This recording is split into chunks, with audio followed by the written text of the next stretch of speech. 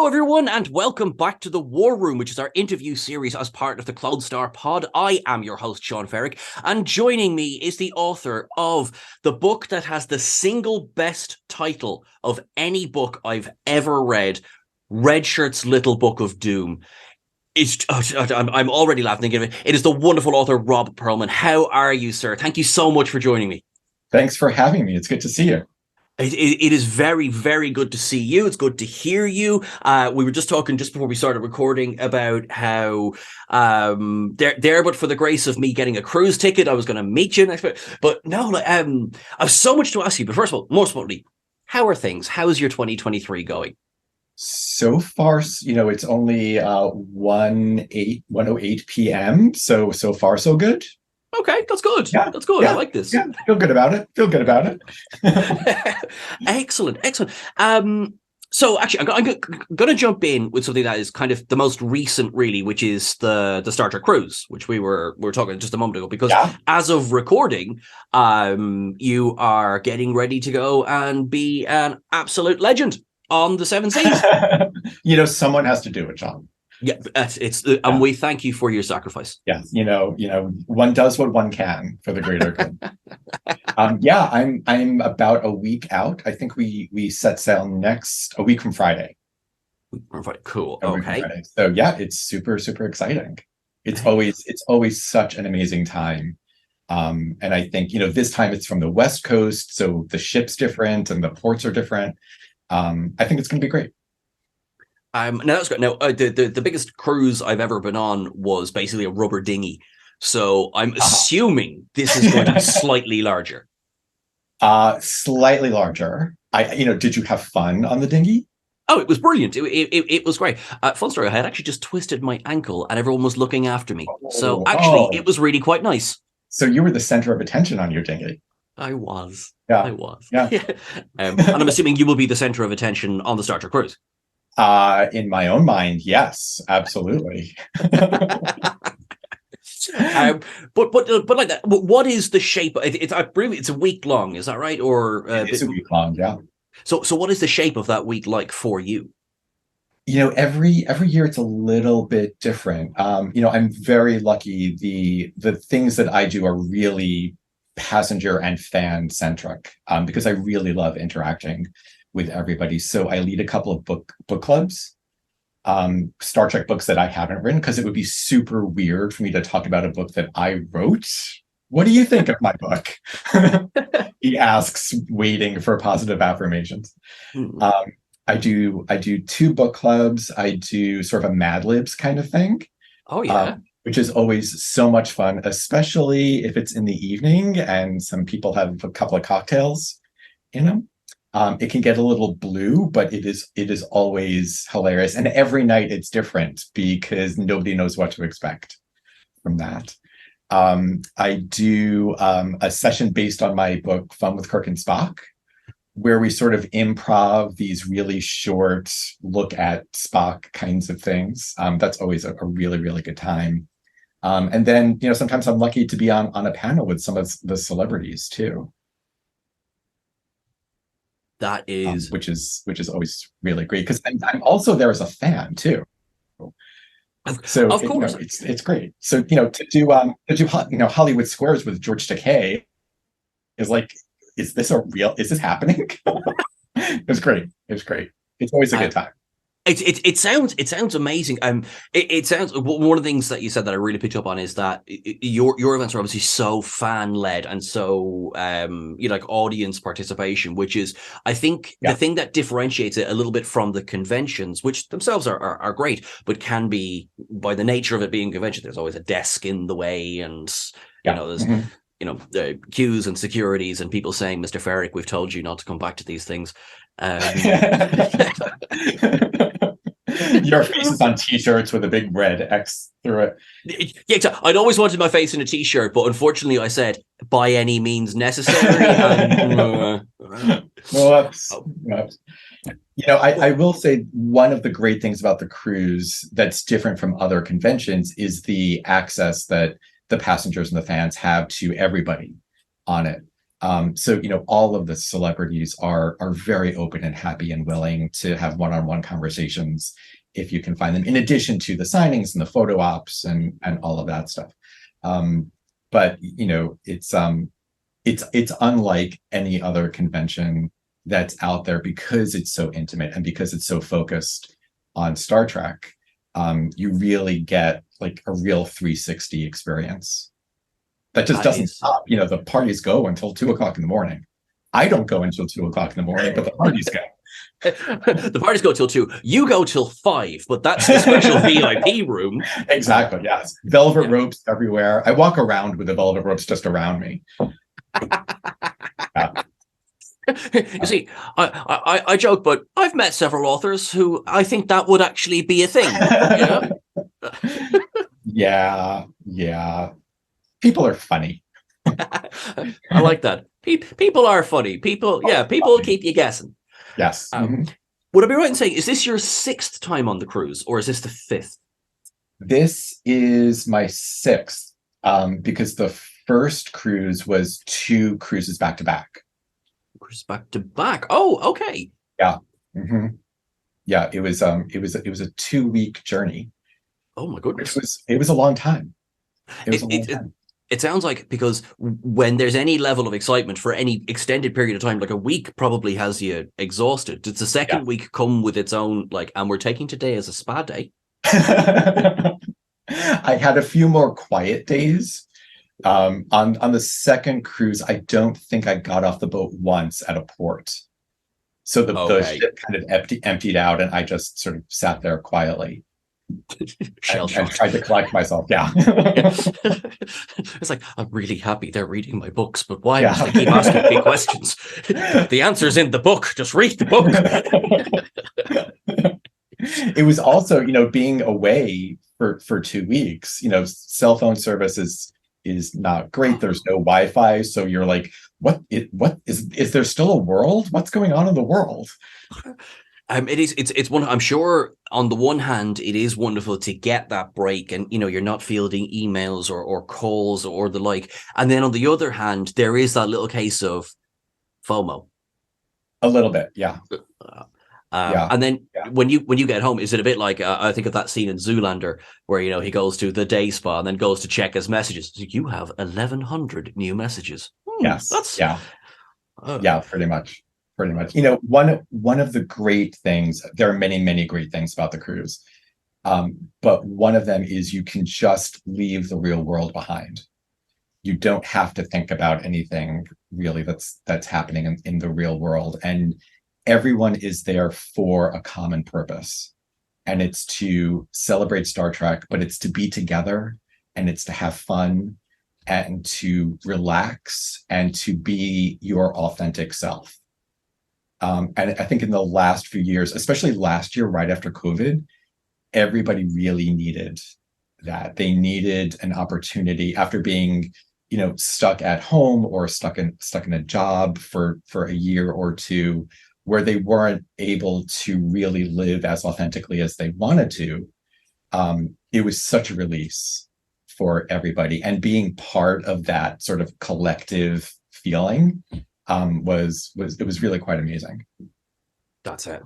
That sounds great. Like I've been to some events since the world has opened again, and there has just been this overwhelming sense of, where it's safe, give me a hug. Just there has been this overall sense of just excitement to be together again. Yeah, absolutely. And people were so grateful for the opportunity just to see all these people that they haven't seen in 2 years. All fellow fans. I always think when I'm standing on stage or when I'm doing a panel or looking out at the crowd, is to think, in any normal circumstance, very few of these people would have ever gotten together organically.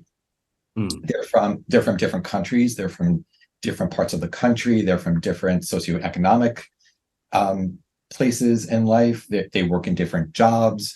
They just have very individual experiences, but the one thing that always brings everybody together is Star Trek. And it's that infinite diversity and infinite combinations that everybody really celebrates and treasures. And I really think that when you're in a place like the cruise, or even just a regular convention where you're surrounded by like-minded people, even though you may have different ideas on politics or finances, anything, if you can start a conversation and a relationship based on your mutual love of something, I think people find much more in common with each other than they thought they would have. And a lot, much more in common than there are differences, really. And that is just, it's an amazingly beautiful and affirming thing to witness firsthand. That is like it is incredible. A lot of the interaction that a lot of us will see will be digital. A lot of the time, there'll be Yes. kind of chat forums, social media, and you see a lot of enjoyable engagement and people talking about what they like. Now, as you mentioned earlier, there are sections of fandom who will be quite emphatic in what they do not enjoy. And Indeed. yes, Yes. like I don't believe there is such a thing where everything has 100% of everyone loves it and that's fine. And sometimes the things we disagree on are fun to talk about. Yeah. Mm-hmm. And it's fine as long as there's a conversation. It's lovely, Now, if I was turning around and say, listen, Grudge is the worst character in Discovery by far, and the one where if there was one character we were to write a book about, it should never be Grudge the cat. Then I think if you were to hit me with a smack, I would probably forgive you. I'd scratch your eyes out. Yes, I think fair. Yeah. Fair. maybe leave me with one, and then one kind of really bad, like kind of a Nick Fury situation. It's much more dramatic. Yeah. Yes. All right. Oh, we'll do that. We'll do that. Excellent. Cool. Yeah, I enjoy being in conversations and witnessing conversations where people are like, oh, you like this thing. It didn't work for me because of blah, blah, blah, but I like that you like it. I appreciate that you had a positive experience with it. What I don't like are those toxic conversations with, this is terrible and you shouldn't like it because it's not what I think it should be. That's not a conversation. That's gatekeeping, and it's sort of, this toxic entitlement. Let people like what they like. That's it. That's a fairly revolutionary thought now, Rob. I know, right? Yeah. I was getting dangerously close to live and let live. And if there's come on, that's a step too far. It's a step too far. as long as we respect our boundaries, but actually, if I might say so a lot of the work that you have done, you tend to write for. It seems very inclusive in terms of all ages as well, which means, I would look to you as one of the voices, maybe speak to some of the younger Trek fans as well. And I think that's there is, first of all, it's very, very cool, but also there's a bit of responsibility in that as well, where, you get to be one of the people who gets to introduce people to Star Trek a lot of the time, which I'm sure there's no pressure on you for that whatsoever. No, not at all. Not at all. He says, taking another antidepressant. So the first Star Trek book I wrote was Fun with Kirk and Spock. And that was, it's a kid's book, but I really wrote it for everybody. I wanted to make sure that adults enjoyed it. So I've been in book publishing my entire career. And one of the things I noticed when I was going to book conventions was the conversations people were always having about their favorite children's book and how they remember reading it with their parents, with their grandparents, and what a wonderful bonding family experience that was. And I thought that's beautiful. That's why I write children's books too. I have many, many fond memories of that as well. And then when I was going to Star Trek conventions, I was hearing very similar conversations about people who either watched the original series when they were first airing or in repeats like I did, and how watching that series, even TNG, with their parents and their grandparents was such a great and bonding experience. And I was like, wow, there's this real similarity between those two experiences. So I just started writing these funny little stories, Fun with Kirk and Spock, based on, inspired by the Fun with Dick and Jane books that we had, just as sort of a lark for myself, because I thought in the Venn diagram of my interest, that falls right in between. And the more I wrote it, the more I thought maybe this is something. So, I really wrote it with an eye for everyone to enjoy it, because there are definite references to very specific episodes, to characteristics and situations, and some completely original things as well. But it was important for me that if anyone was going to pick up this book, they could enjoy it, whether they were a new fan or an old fan. And the response has been really great after all of these years. It's been a really long time since that book was published, but I still get amazing feedback for it. So it was then where it's a fun book, and it's a funny book, I like to think, but nothing that I do is making fun of fandom. It's celebrating fandom, and it's honoring Star Trek. And I think as long as I can go into each of those books with that sense of honor and authenticity, I think it's honoring the reader, and it's honoring the experience people have with Star Trek. So when I was writing my first book of Colors, which just came out, we put in lots of visual Easter eggs for the adults who are familiar with all of the series to get. You're like, oh, that looks like a little Guinan, or oh, those ridges, that's a Bajoran. But the language is age appropriate for a kid. So this is the kind of thing you can really buy for a new baby, or you can just give it to a Star Trek fan, a fan who's new to the series, just came on with Strange New Worlds or Discovery, or someone who's been around since TOS or TNG. So yeah, there's a huge responsibility, and I do not take that lightly at all. That's I think surely with the amount that you've written as well, there's no one could assume that you're doing anything less than like really like intense work. And it's funny because what we see is like my first book of Colors, and it's brilliant and it's fun and it's upbeat and it's grand, and we don't see the countless hours that went into like, okay, hang on, how do I show this particular shade of green? Okay, well, it has to be a Gorn. Okay, but then how do I do it's like exactly, this yeah. Mm-hmm. And anything that celebrates like that fandom as well. You're right, I say it's a fine line to walk. Maybe it's not as fine, because I think there'll always be a degree of positivity. Like if somebody goes in and chooses to pick up a Star Trek book, odds are they're probably a nerd like us. Yes. So or they're friends or family of a nerd who know that their nerd friend or family likes this thing. I like that as well. And then they buy the book, and we as the nerd council get together and we vote on whether or not that they're exactly. Chamberlain, we're going to say yes. Digital membership cards go out as appropriate. All representing a different page from one of your books. Exactly. They're collectible. When you were writing Fun with Kirk and Spock, so just I suppose kind of a practical question is, so you've written this book, is like brilliant. Now, how do I get Paramount to not sue the crap out of me? Was there then a process of, did you have, I mean, presumably like, okay, I want to sell this book with these characters. Do you mind if I do that? Yeah. Every Star Trek book, in fact, most every licensed property book that I've done has been officially licensed. I think everyone has been. Yeah, I think everyone has been.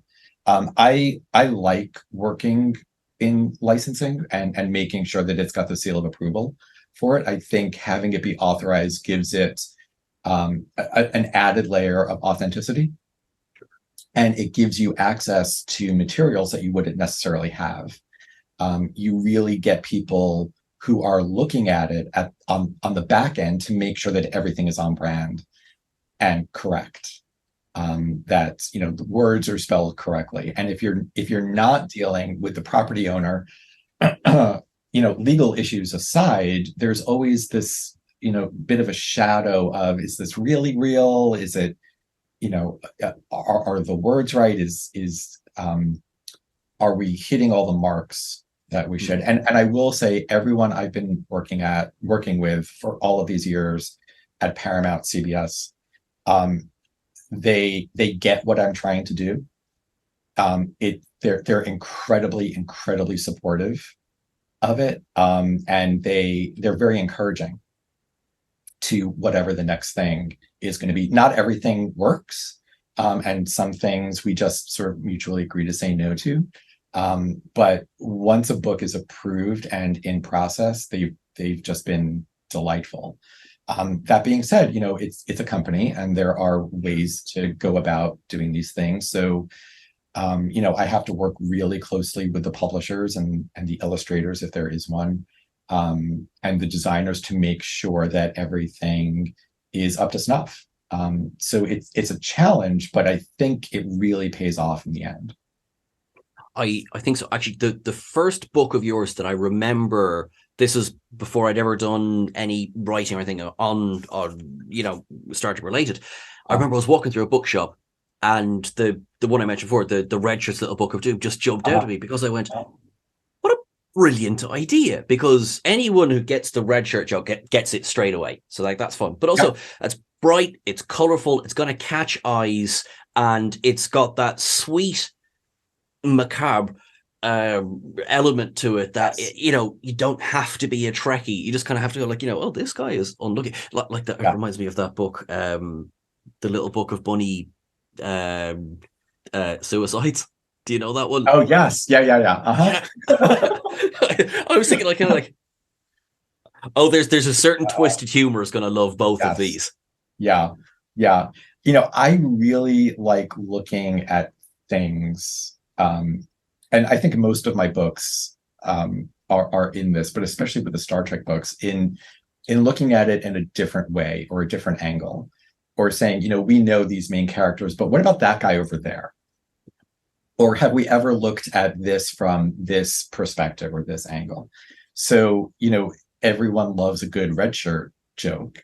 And I thought, but there's got to be something more to Red Shirt. What more could there be to Red Shirt? And then I realized there is nothing more to Red Shirt. He's just doomed. This poor guy is just doomed completely. So I just wanted to have fun with it. And again, still being respectful of the source material. Like, there's nothing in it that's so outlandish. And we put lots of visual Easter eggs in there. So he's getting a parking ticket, but he parked the shuttle, the Galileo, off to the side, and he's in a movie theater, and the Gorn is sitting in front of him, so he can't really see. So it's all of sort of the daily miseries that poor Red Shirt has to go through just to get through a day. I do love it. It's one of the older jokes is Kirk, Spock, McCoy, and Ensign Ricky are going on a mission. Guess he's not going home. Oh, poor Ricky. Poor Ricky. Yeah, it was also important to me to not name him in the book. He was just Red Shirt. He was just keep it anonymous. keep it vague. There's even less chance he's coming home. Indeed. So I think I wrote maybe 75 scenarios for Red Shirt, and then worked with my editor to really hone it down and get the best 30 or so. So a lot was left on the cutting room floor. Some of them were probably pushing the boundaries a little bit too much, or just wouldn't. This book in particular, it's so important that the visuals work with the text and the general idea. And if it was something that would require 6 panels to explain, that got thrown out. Really, it really needed to be immediately understandable and recognizable for everybody. That makes sense. And I presume as well, of course, there is, because of the nature of it, there is a slight kind of age concern. I presume, Red Shirt's little explosive decompression was probably left off Indeed, yes. Yeah. I Right. think the original title was Poor Red Shirt, Oh, I like, yeah, that's good too. Yeah. which we liked, but we weren't sure it really signaled exactly what the book was going to be. And I was like, well, what? It's a book of what? Oh, it's a book of doom. Yes, of course. That makes sense. Sorry. I just love the sales pitch. It's a book of doom. Go on. Yes, yeah, basically. um, Along the way as well, you've adapted. I know you've adapted The Girl Who Made the Stars, Yes. and most recently Supernova, the video game from Star Trek Prodigy. How was that process? Was it much more collaborative, or was it, here's the brief, come back to me when this is done? They were very different from one another. So The Girl Who Made the Stars is a picture book adaptation of a short trek. And it's a pretty straightforward adaptation. But as anyone who's read a book and then seen a movie that was based on it, or seen a movie and read the novelization, there's lots of things that get either added or deleted in translation from one medium to another. So Girl Who Made the Stars was challenging because I really wanted to make sure that the essence of the story was there. Keeping the framing elements of Michael Burnham and her dad at the front and the back, but also by choosing particular screen grabs or adding some text or deleting some text that didn't necessarily work within a 32-page book format. I think the short trek was about 8 minutes long. And you can fit in a lot in 8 minutes. And a lot of that 8 minutes is also non-spoken. You just watch what's happening. There's dialogue, but there's no narrator going over everything, except at the beginning when Michael's dad is starting to tell the story. So that was a challenge because I wanted to make sure that the important story beats were translated appropriately, but also it was important to make sure that visually we were able to represent what went unspoken or what needed to be elaborated on in a little bit on that. Supernova is a middle grade novel that's partly based on that's based, obviously in the world of Star Trek Prodigy, and sort of inspired based on the video game.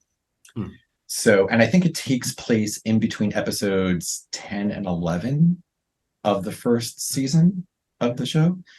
And it's also sort of a sequel to the first middle grade novel that came out at the same time. So I was working with 3 different points of contact while not necessarily being slavish to any one of those. The book is different enough from the video game where you get a completely different experience from it. I had to add in a lot of things that don't exist in the video game. Things that happen with some of the other characters, internal dialogue, external dialogue, descriptions that you sort of just see in the game. Also, the game, I am not a gamer, so I don't know all of the intricacies of that, but I got the script of the game and I'm like, is this Pac-Man? Like, I don't understand what's going on. But it seems like you could spend, a day going through the entire game in several different, taking different paths and doing lots of different things.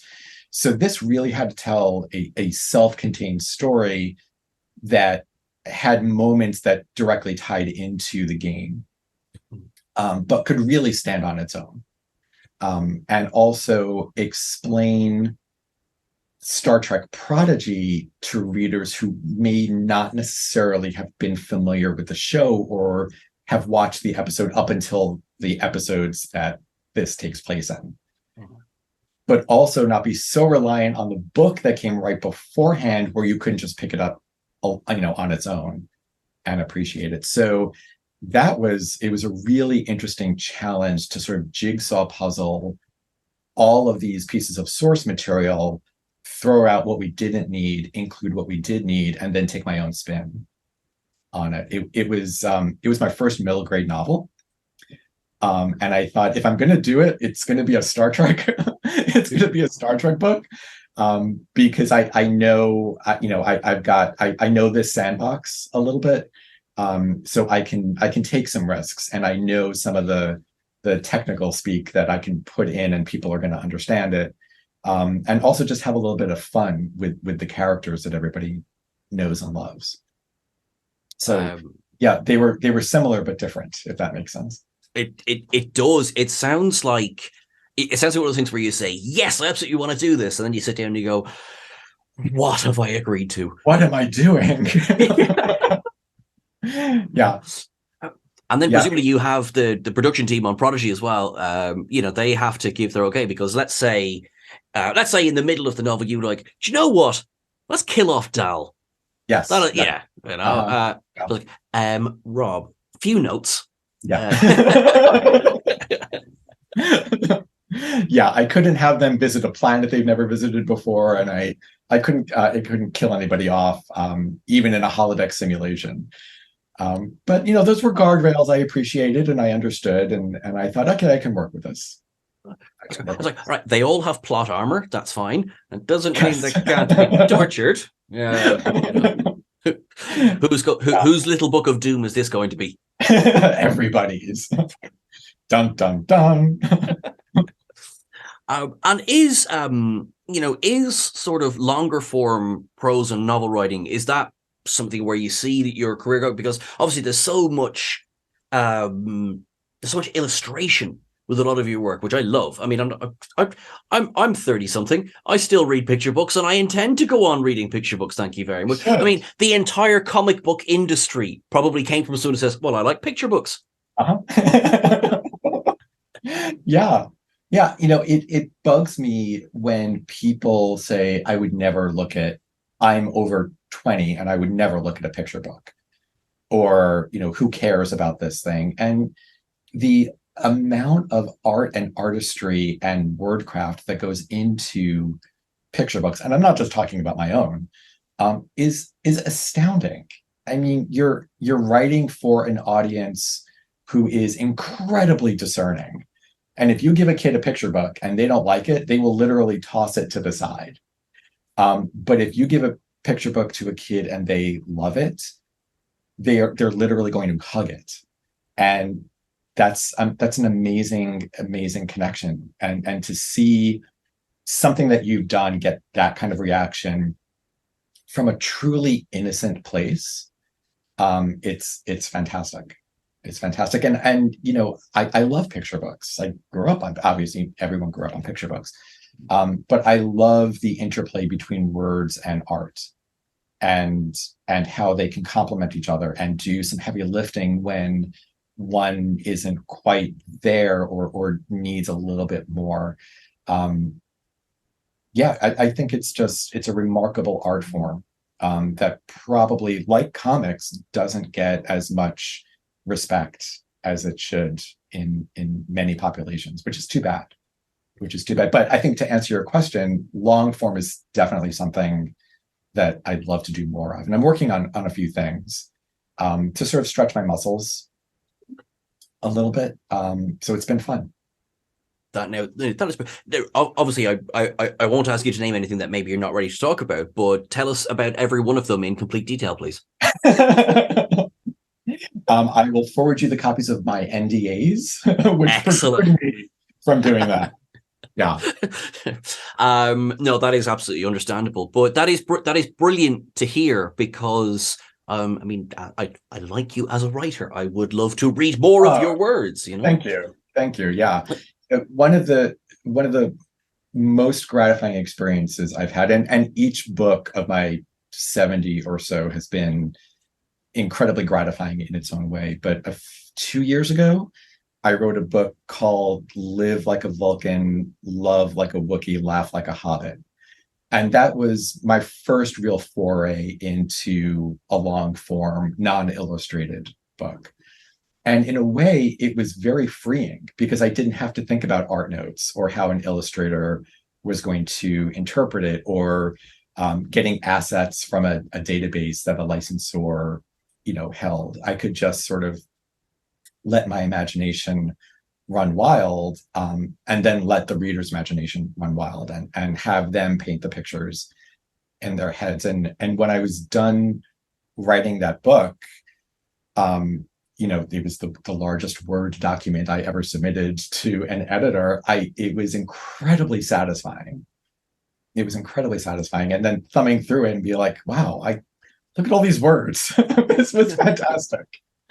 This was fantastic. And that really sort of sowed the seeds of, I think I want to do more of this kind of thing too. That is, it's interesting as well, because in speaking with other authors, and I write to other authors. Just to lay the groundwork for this. Lay the groundwork for this. That's what. And it's all right. They all said that they would forward 100% of their royalties to you, though. Awesome, great. Yeah. It's great. See, let's see. Una McCormick said she would do that, and we great. have that's great, and it's recorded, therefore it's true. So they can just do that.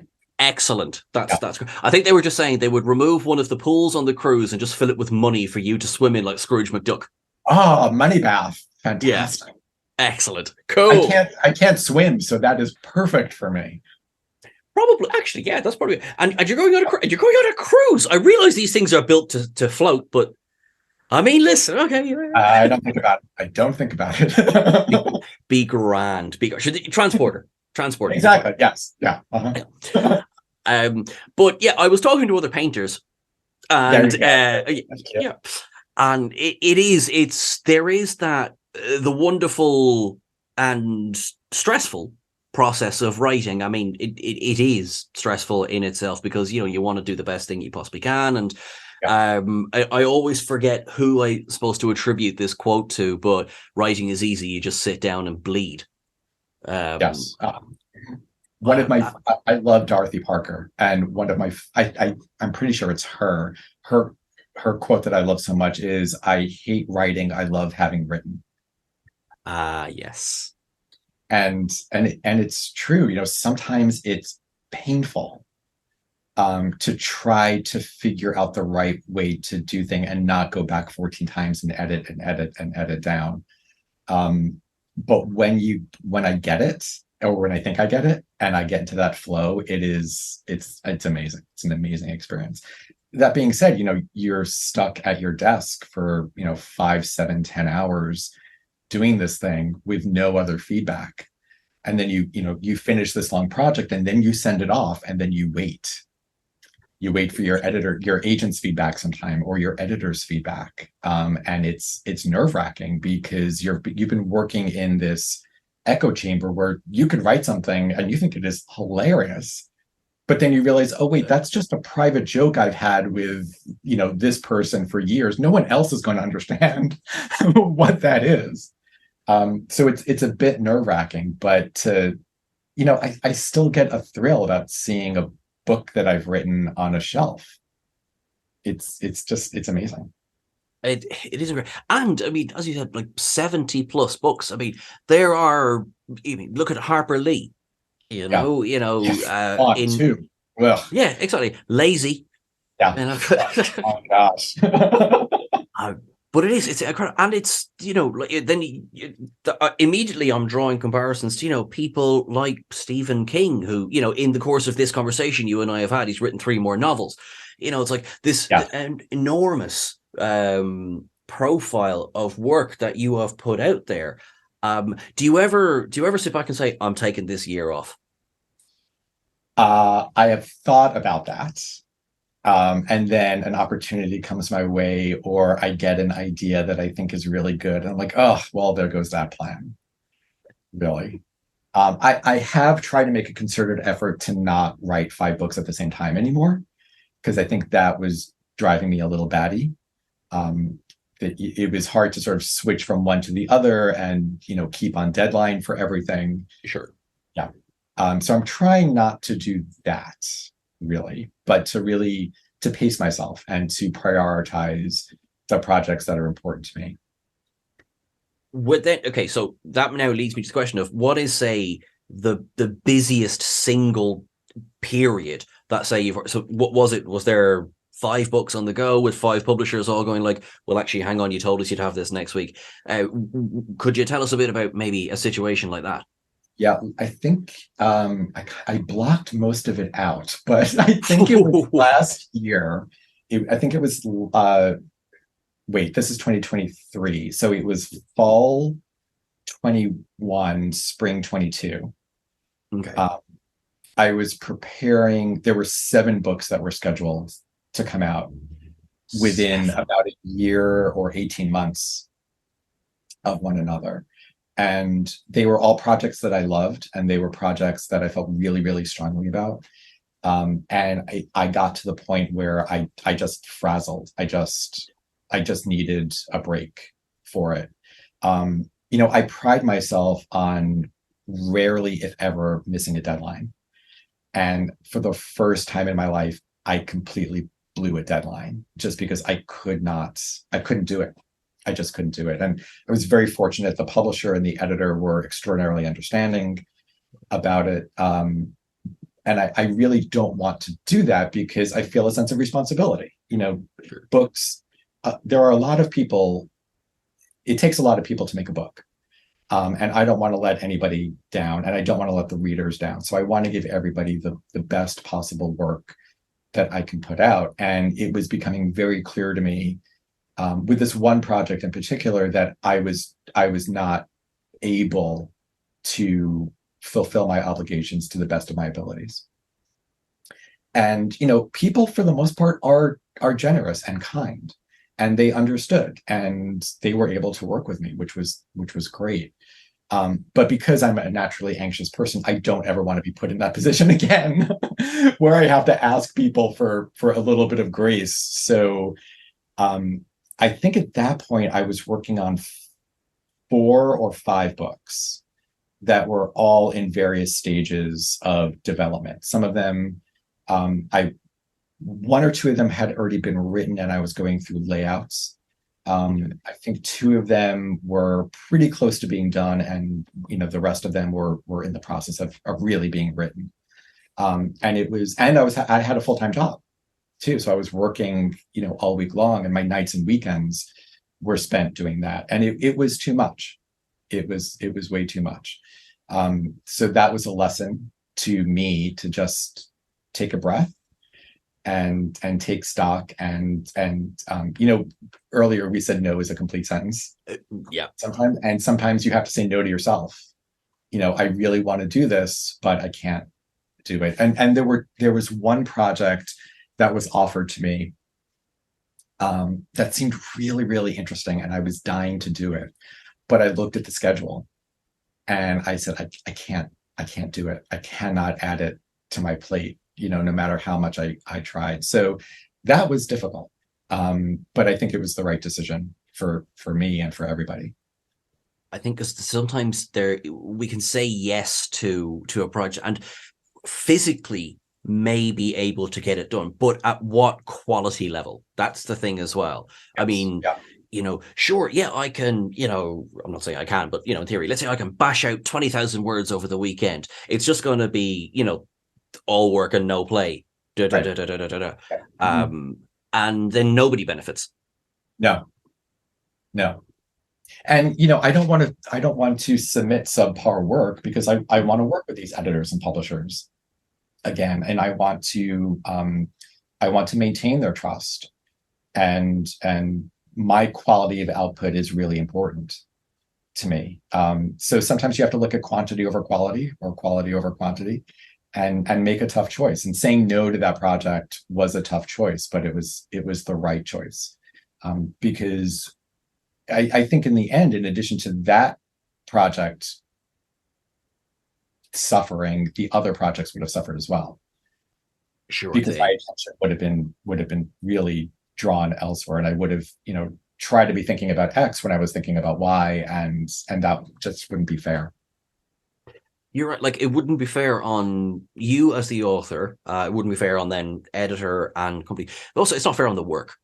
It's not. I think because I'm a writer, because I've worked in publishing, and I'm a reader, and I'm a fan. I think everything involved in a book is deserving of respect and trust, and you have to earn that, really. I don't want someone picking up a book of mine and thinking, it looks like you wrote this overnight. Because that doesn't honor the reader's time and the money that they're spending on it. It doesn't honor the trust that the publisher and the owner, if it's a licensed book, have put in me to do it. I want to do right by everybody, and I want to be proud of it. So I think that 7-book stretch was a bit much. So maybe now I can only do like 3 at a time. I mean, even like I have written in the past. I mean, I struggle with 1. So Yeah. Uh-huh. but like it is incredible, and obviously you're still going because NDA sentence redacted. You have several more projects on the way as well, which is fantastic. And it's funny because then I think so. You describe yourself as a naturally anxious person, and you chose to be an author. Did I choose it, or was it chosen for me? That's the. I don't think you choose necessarily to be an author. I think so because it's been described before. It's like, oh, so you what's that quote from the Lord of the Rings? You have elected the way of pain. Yes. Like, yes. Yeah. It's funny being an author. It's not all cruises, It's and I do think I think there's a difference between an author and a writer, and anyone can slap their name on a book and be called an author, but if you're an actual writer and you're doing the work, that's a different ball of wax, really. And it's something I've always wanted to do. I've never not thought that was something that would give me creative fulfillment and be part of my life in some way. And I cannot tell you how fortunate and lucky I feel to be able to do that. If I could look at 10-year-old me watching cartoons and being like, one day you're going to write a Skeletor book and you're going to write a Star Trek book, my mind would be blown. It's incredible. I was wondering as well. So what would Skeletor do? I think is that the name of that? Is just brilliant. Thank you. Thanks. That was a lot of fun to write. It's and also I suppose that's you've weaved through several properties. Obviously, there's a huge amount of Star Trek work there, but the other one you wanted to pick up on was Live Like a Vulcan, Laugh Like a Wookiee, Drink Like a Hobbit. You can do it. Laugh Like a Hobbit. Laugh Like a Hobbit. Okay, cool. Live Like a Vulcan, Love Like a Wookiee. Love Like a Wookiee. There we go. Yeah. Great. It's funny. I've been to several bars where I can say it looked like there were several Wookiees. I've said too much. But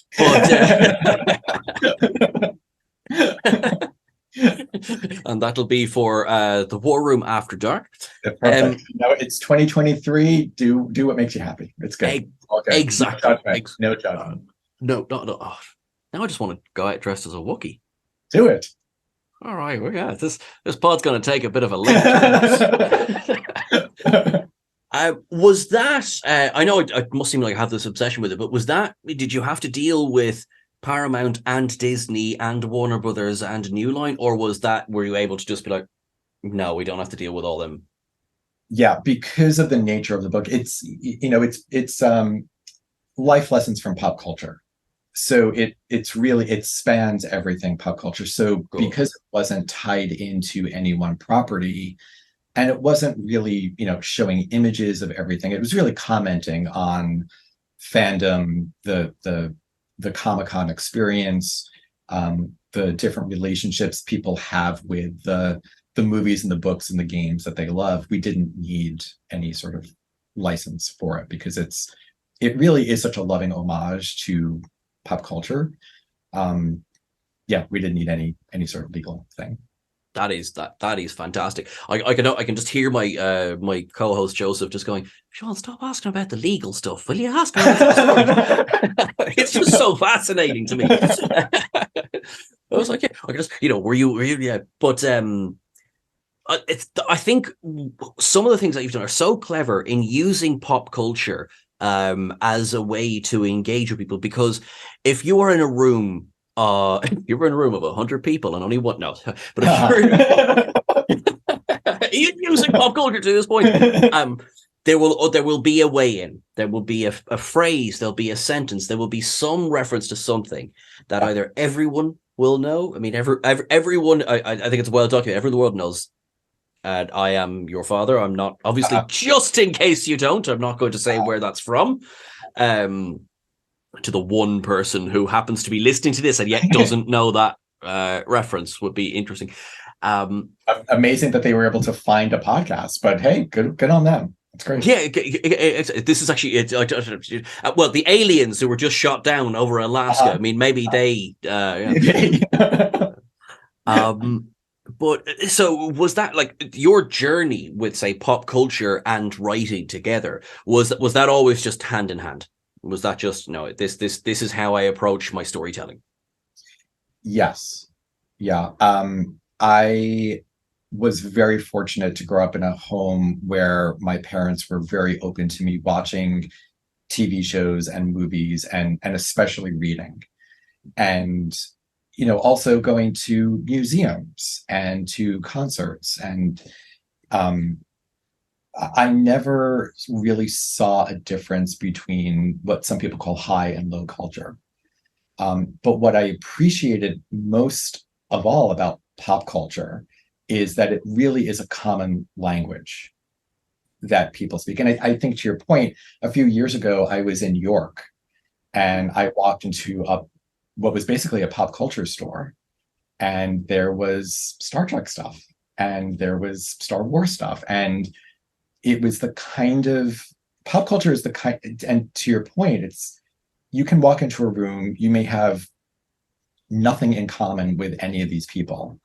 But if you say, well, as you wish, people are going to understand that that's from The Princess Bride. And then you start talking about The Princess Bride, and then you start talking about where you're from and what you do and all of that sort of thing. It's really a start of larger conversations. And because I grew up watching, TV shows and movies, black and white and color, I never saw a difference. Everything was always new and interesting and fresh to me. And I knew what spoke to me and I knew what didn't. And as you grow, your tastes change and you come to appreciate things in different ways, or decide, what, I'm not going to watch that anymore, or I'm not going to read that kind of book. But I've always really been interested in the way pop culture permeates conversation and the interplay between a movie and a TV show, excuse me, and a book. And even when I was a little kid, I would be fascinated at art of movie books and seeing things that were on the big screen. Now I can hold it in my hand. And going to see Star Trek, the motion picture, that was the first time I experienced knowing a TV show and seeing it on my little screen at home, and then going to a movie theater and seeing it blown up.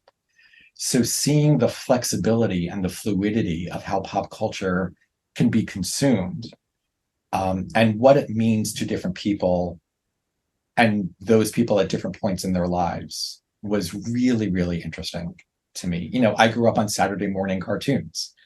So a lot of my references, and, I was a Smurf kid and I had 300 Smurfs and I wrote a Smurf picture book and I could not believe it. And my family could not believe that little Bobby was writing a Smurf picture book, because it would be my dream. And so I think being immersed in pop culture in all of its forms really helped inform the kinds of stories I wanted to tell, the way I wanted to tell them, and kind of who I am as a person, for better or worse.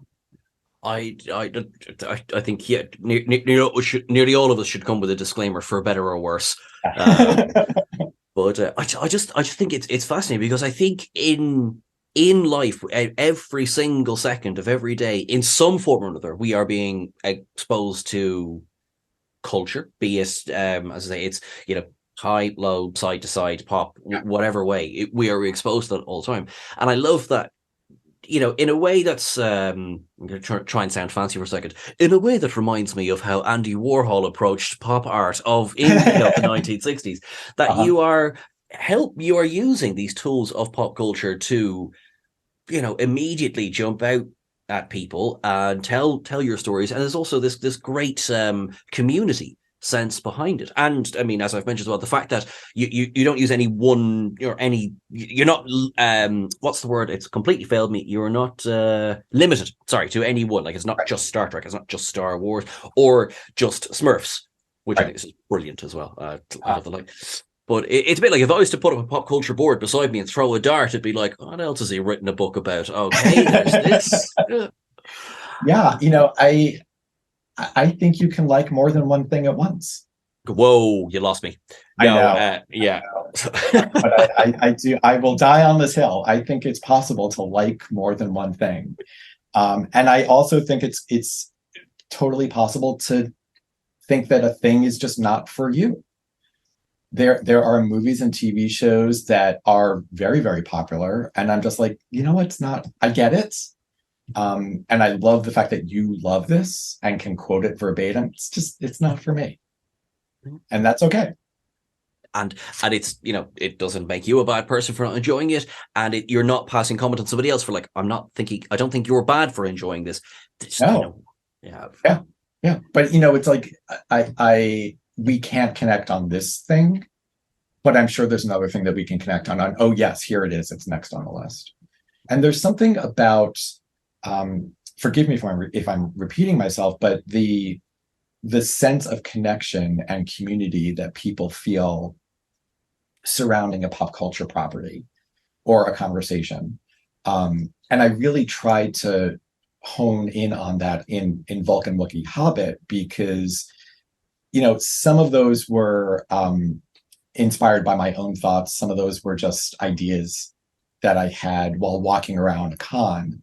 But really, and I think you'll notice it in the book, that there are four characters in this book talking about the things that they love. And at no point do they ever be like, oh, that's ridiculous. But what they do at one point, I think, is say, these people think it's ridiculous, but here's why that idea is ridiculous. And it's looking at a movie and thinking, oh, this character dealt with this issue in this way. Here's how I sort of honed in on that and was able to apply it to my real life. Or while I was reading this book,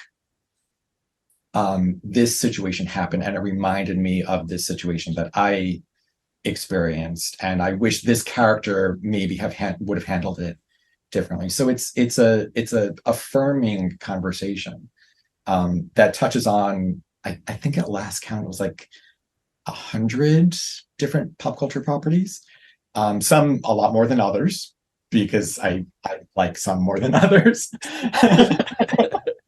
But I think that's the kind of book where if you like two pop culture things, it's probably in it in some way. It's I love that. Now I haven't had a chance to read the book yet, but as a sales pitch, that was brilliant. It has been a pleasure up until now talking to you. That is quite right. So okay, we're gonna say thanks very much. We're gonna say have a lovely cruise. But don't no, that is. Who I am? Sure. You're the one that wrote those Star Wars things, right? That's you. Yeah, exactly. But I do love anything that celebrates community in particular. Now, whatever community, but anything that just celebrates that sense of community. And I think conventions themselves are wonderful places. You can have screaming arguments. Hopefully they are loving screaming arguments, but yeah, all of that can happen. But like that, when you have a Wookiee standing beside somebody dressed as Spock, and then Gandalf is in the background behind them, that's perfectly normal somewhere at Comic-Con, Absolutely, yeah. And I love the celebration of that, all getting along. Yeah. I witnessed this a couple of times walking through a Comic-Con, where there'll be, 2 or 3 people walking together, and one of them is so excited about seeing something at a booth or seeing a celebrity, and the person that they're with doesn't know who that is or what that is, and the other person explains it to them with such joy and such a sense of openness, like, this is a big tent and come in the tent and here's why this is so great and let's enjoy this together. That it's an amazing thing to witness and to experience and to be part of. It's like I know for certain that we are going to meet at opposite ends of a convention at one point. We're just going to run toward each other and hug and do the live long and prosper and everything. But your book Starfleet sounds like everything we've just been talking about. It is. It really is. So I was at New York Comic-Con. It was the panel for the first season of Picard. It was just, I guess it had wrapped production, and it was the first Comic-Con where everyone was together and talking about everything. And I guess it was a joint Picard and Discovery panel. So one panel happened, and then the other group came out. And, I sat down in my seat, and I was looking around at people of all different ages and all different backgrounds and all different skin tones. And some people were dressed up and some people weren't dressed up. And some people, you could tell, had no idea what they were in for.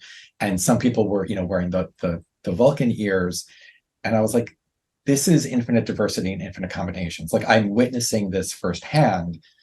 And this is kind of what Starfleet is. And then I was like, oh, wait a minute. That's a thing. Maybe that's an idea. So I pitched it as, here's what Starfleet is. Here are the various ways to describe Starfleet, the good and the bad of it. And let's just tell this story as a celebration of Starfleet, but it's also a celebration of fandom and the Star Trek experience. And one of the things I really wanted to do when I was writing it was to get Ken Mitchell, the actor from Discovery, to write a foreword for it. Because if anyone in current Star Trek embodies what Starfleet is, it's Ken Mitchell. And we were able to donate a portion of the proceeds to thank Ken to ASL Research for it.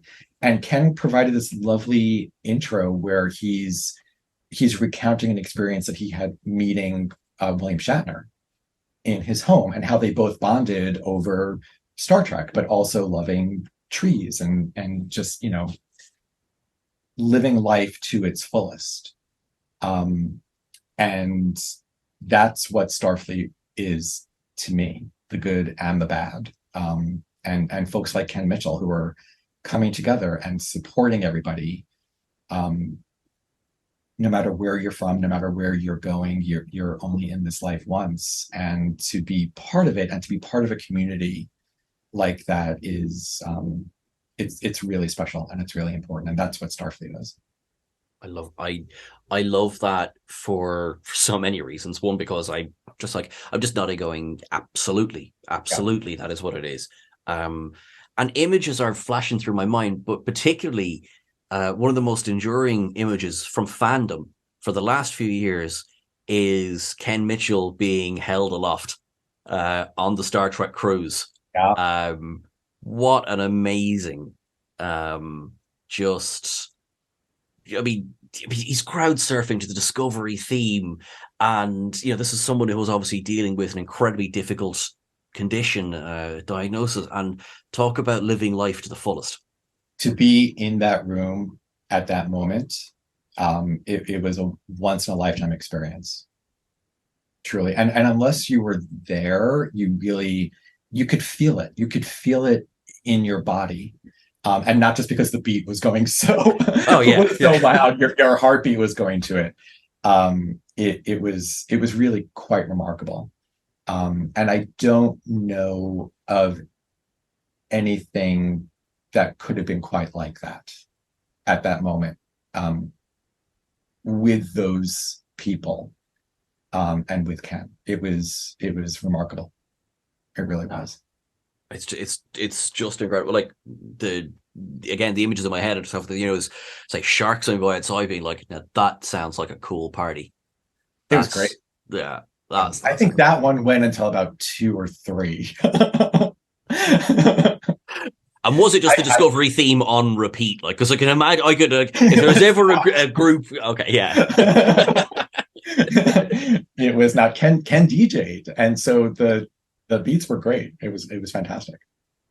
That is fantastic. I mean, it sounds like with yourself in particular, Rob, it sounds like you are a person who is both very much a part of and contributing to the ongoing existence of Star Trek and fandom. You're on both sides of the you are both looking you're looking behind the curtain, and you're also the guy on the other side of the curtain going like, oh yeah. Yes. Yeah. Thank you for saying that. Thanks. I'm super lucky to play the tiniest part in the legacy that is Star Trek. And I feel incredibly lucky for everybody now that there's just so much Star Trek to enjoy all the time in many different forms. It feels like a golden age to be a part of it as a fan, but also very thank you for your kind words as a small part of helping it get out there. Well, I mean, it's your body of work is, I think, another incredible example of Star Trek is, of course, it's the television shows, of course, it's the movies, and then it's also the video games, it's the expanded media as well, it's the conversations around the stories they're in, but it's also, we've got people from the actual space industry are involved. It's been symbiotic for years, obviously, of course.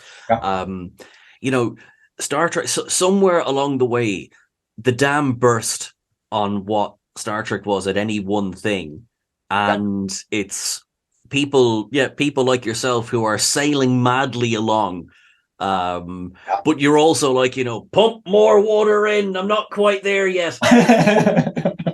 It's true. I cannot tell you how many people I've met who have said that they became scientists or astronauts or astrophysicists because of Star Trek. And similarly, people became writers because of Star Trek. They wanted to be a Star Trek writer, whether it was a screenwriter or a TV writer or doing what I do on the book side. They were inspired by the storytelling. They were inspired by the science. And I think they were also inspired by the hope and the vision and the representation that they saw themselves on screen. Maybe not altogether perfectly, but at least it was starts throughout. And to be able to connect with other Trek professionals on that level too, that's just sort of an added bonus. Really, it's fantastic. That's amazing. I love what, like, there is nothing at all in any existence that is perfect, and I love that, so somewhere along the way, some things they got right about representation, other things they were like, oh, we might come back to that one.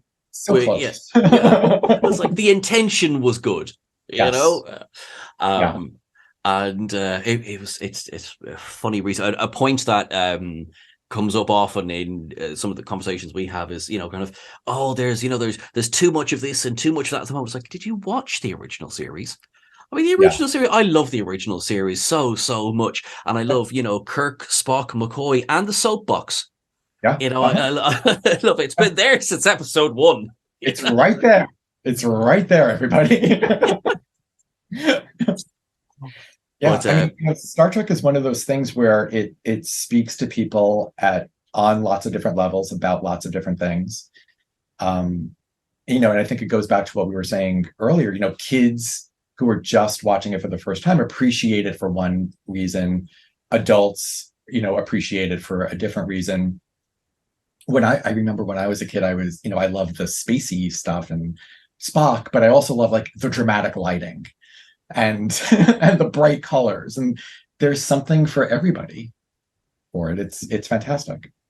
There's an episode of the original series, and it's completely got out of my head now, but all I have this image of just dark line, or no, bright lines across the eyes. The Yes. whole episode was just Yep. like, okay, yeah, this is like, oh, hold on now. This is someone's going for, the 1960s daytime Emmy for Yes. kind of lighting an Uh-huh. episode. It was Yep. brilliant. I loved it. I still love it. I still love it. It's great.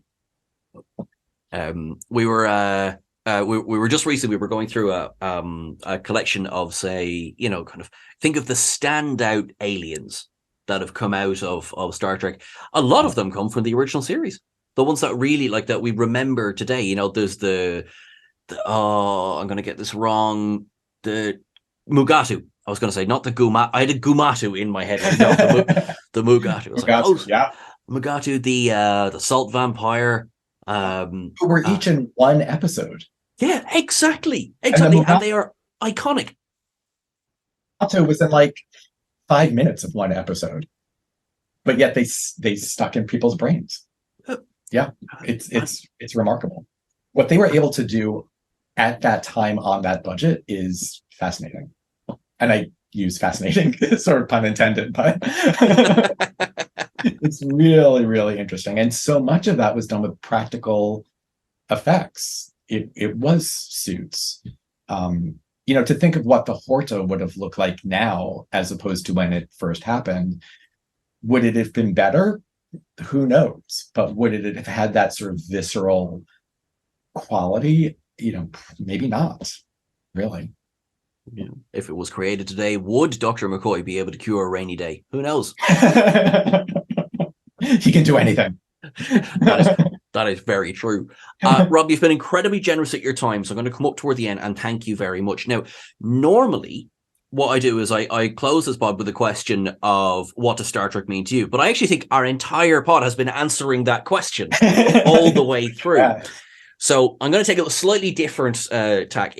So I am the head of Star Trek, and I have I'm going to say, right, I'm going to commission you to write. It could be a picture book or a prose book, no problem. But it's got to be about a character who you feel hasn't had nearly enough exposure. Who do you write about and why? Janice Rand. What a great answer. I didn't even have to think about that. That was weird. That was just like, sorry, for context, I did not prep Rob on that question. I didn't say that. Now, that's fascinating. Now, obviously, I would have my own answer as to why, but why Janice Rand? I think going back to what we were saying before, like I want to know the stories of the people on the sides. That the TNG Lower Decks episode it's one of my favorites. She was only in it for a little while. Her character was different than anything that we saw. She was kind of love struck at the beginning, but you knew she was in Starfleet. She's got to be a capable officer. And I think there are stories there with Janice. How did she have the time to do that with her hair? Good point, but I laugh. But I mean, there are 3 shifts on the bridge. Like, how did she find the time? And I think just the way Grace Lee Whitney portrayed her, there was always something behind the eyes that was more than just the love of Kirk. There was fear, there was respect, there was a competency that was there that I don't think was explored. I think when Harlan did the City on the Edge of Tomorrow comic book, I think her character was much more explored in that, and she had a little bit of a battle scene. If I'm remembering correctly, she was much bigger in that episode in the book, the comic book version of that episode. And I just think there's lots of stories there that haven't yet been told. Actually, I love that idea. I would, in a heartbeat, read that. And also, I've not long ago I read her Grace the Whitney's autobiography. It's great. Fascinating read. Yeah, it really is. When I wrote Fun with Kirk and Spock, Star Trek Las Vegas was happening just about a month afterward. And my goal was to get as many of the stars that I could to sign the book on the pages that they were illustrated in. And I remember showing her a copy of the book and asking her to sign it. And she was overwhelmed and overcome that I would take the time to not only put her in the book, but then to come over and say hello. And she gifted me a copy of her book in exchange. And she was just so lovely. And you could tell that Star Trek and fandom just meant the world to her. So I was really happy that I was able to make her happy for even just a couple of minutes to see her face in my book. It was great. That's special. That's really special. That's amazing. Yeah. So when I am writing my book about the coolest authors out there, and you are, of course, number one, I will make sure to come to you, be it on a cruise, Star Trek Las Vegas, while you're getting a coffee, and you're like, who the hell is this guy? And I'll be like, hey, you did that podcast this one time. Look, I'll put you in my book. And you're like, oh, it's grand. Restraining order. Don't look me in the eye. Don't breathe my air. You know? Security. Turns out I've just been made your security. It's like, hey. Yes. Oh, man. Foiled. Well, come find me anytime, Seán. You are going to regret saying that, but thank you very much. No, really, this has been great, and thank you so much. You do fantastic work, and thankfully, you're a fantastic person. It'd be awful if you were a terrible person who wrote great books. You know, I know, right? This is all a facade. Absolutely. I mean, you're a tremendously good liar, and well. I try. Well, thank you very much. Great. Not at all. I'm sure people listening to this will want to immediately go and buy your books and follow your thing. Where's the best place to get your books? Where's the best place to follow you online? And what is your exact social security number for personal reasons? Okay. And my Venmo? Please, yeah. Yeah. To buy books, I always encourage people to frequent their local independent bookseller. But if you can't get there, you can go to bookshop.org or bnn.com or amazon.com. My books are available wherever fine books are sold. And then you can go to my website, which is just robbpearlman.com. And I'm on pretty much all social media at just Robb Pearlman.